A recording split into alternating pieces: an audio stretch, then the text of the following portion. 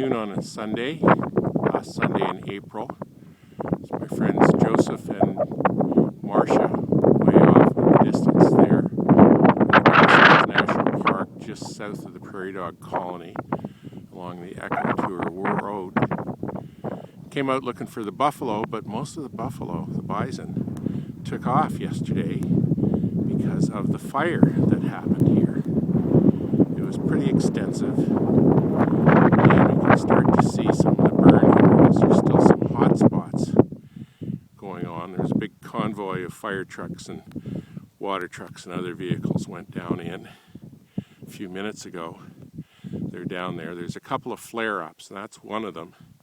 There, we watched flare up over the past hour or so.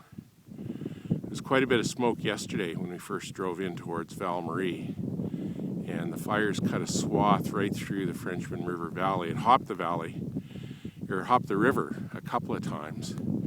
It's mostly been on the south side. There's some other hot spots way over there in the distance.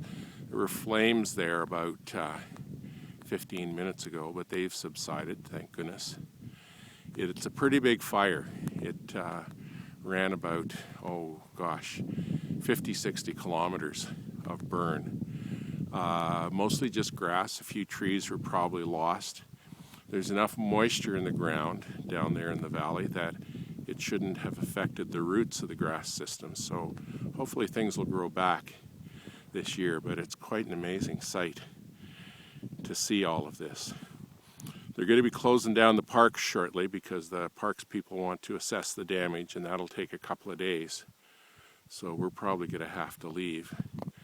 I don't think we'll find the bison herd today because, as we were informed, they took off when they saw the fire coming. And so they're in a more remote area of the park. Although there's one over there in this coulee, Joseph tells me. I can't see it from here, but he's gone down towards it. And you can just barely see Marcia up there at the top of the hill.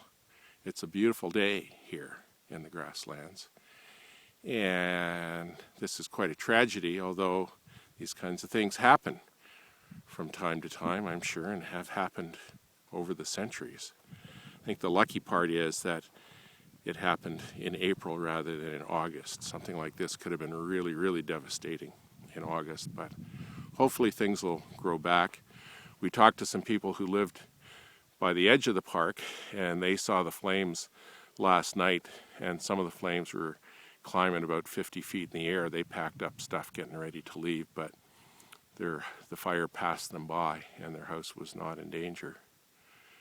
So we'll see how it all works out. We'll have to come back to the grasslands in about later in the spring or early summer and see how well the land's able to recover.